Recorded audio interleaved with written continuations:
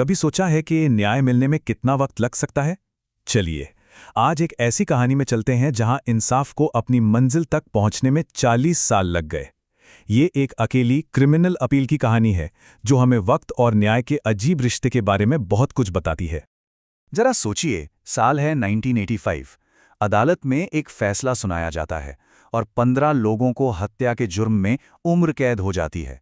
एक फैसला जिसने जैसे पूरे के पूरे गांव की तकदीर ही बदल दी। लेकिन इस कहानी का जो सबसे चौंकाने वाला पहलू है वो है वक्त। देखिए, जुर्म हुआ 1982 में, अपील फाइल हुई 1986 में और आखिरी फैसला आया 2025 में। लगभग 40 साल। आखिर इतना लंबा वक्त लगा क्यों? यही वो सवाल है जो इस पूरी कहानी के दिल में है।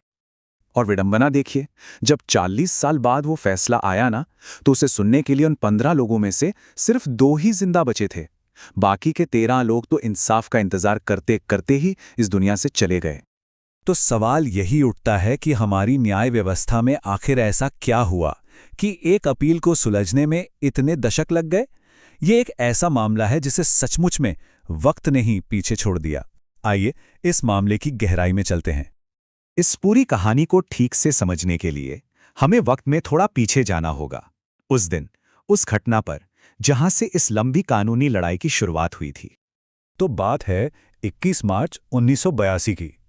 एक बहुत ही मामूली सा जमीन से जुड़ा झगड़ा। एक छोटे से गांव में खेतों को लेकर हुआ एक छोटा सा विवाद, जो कुछ ही देर में एक खूनी संघर्ष में बदलने वाला था। अब देखिए कि कैसे एक छोटी सी बात एक जानलेवा झगड़े में बदल गई। हुआ ये कि कुछ मवेशियों ने पड़ोसी के खेत में गेहूं की फसल खराब कर दी। खेत के मालिक श्यामलाल ने उन मवेशियों को पकड़ लिया।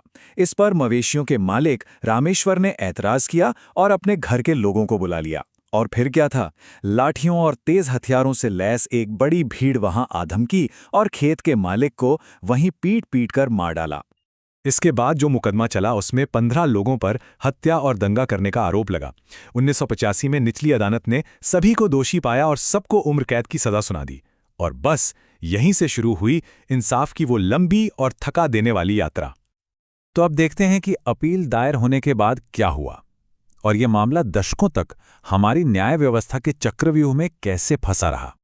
अपील 1986 में दायर तो हो गई, लेकिन उसके बाद मानो सालों तक सन्नाटा छा गया। केस फाइलों में कहीं दब गया और वक्त बस गुजरता गया। इस देरी का जो इंसानी असर हुआ वो कितना दर्दनाक है, ये आप अदालत के इस एक आदेश से समझ सकते हैं। इसमें लिखा था कि कई अपील करने वालों की मौत हो चुकी है, इसलिए उनके खिलाफ अपील अब खत्म की जाती है। मतलब इंसाफ का इंतजार करते करते लोग ही नहीं रहे। 2024 आते आते 13 अपील करने वालों की मौत हो चुकी थी। सिर्फ 2 लोग जिंदा बचे थे, 60 साल के सुखराम और 75 साल के भूपाल। दोनों अब बूढ़े हो चुके थे और अब भी फैसले का इंतजार कर रहे थे। अब आते हैं इस केस के सबसे बड़े कानूनी सवाल पर, वो सवाल जिसका जवाब देने में अदालत को 40 साल लग गए। सवाल ये था कि ये एक सोची समझी हत्या थी या फिर गुस्से में अचानक हुई लड़ाई का नतीजा। देखिए, कानून में इन 2 चीजों में जमीन आसमान का फर्क है। मर्डर यानी हत्या, इसका सीधा मतलब है कि मारने का इरादा था, और दूसरी तरफ है कल्पेबल होमिसाइड यानी गैर इरादतन हत्या।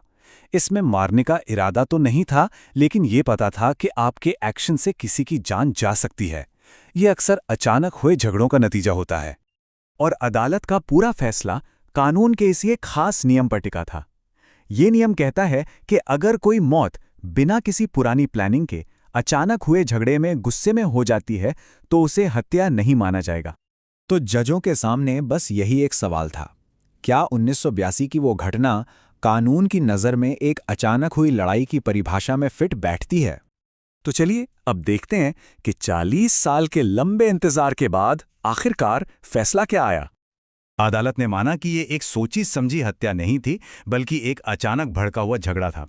कोर्ट के हिसाब से ये कोई पहले से तय किया हुआ हमला नहीं था। और इस फैसले का सजा पर जो असर पड़ा वो हैरान करने वाला था। कहाँ 1985 में उम्र कैद की सजा और कहाँ 2025 में सजा घटाकर सिर्फ उतनी कर दी गई जितनी वो पहले ही काट चुके थे, और साथ में लगा दिया गया एक जुर्माना। तो आखिर में हुआ ये कि जो 2 लोग जिंदा बचे थे, उनकी उम्र कैद की सजा को खत्म कर दिया गया। उन्हें सिर्फ उतनी ही सजा मिली जितनी वो कुछ महीनों के लिए पहले ही काट चुके थे। और हां, उन पर 25-25 हजार रुपए का जुर्माना लगाया गया, जो पीड़ित परिवार को दिया जाना था। और जानते हैं, अदालत ने अपने फैसले में इस जबरदस्त देरी की बात को खुद माना।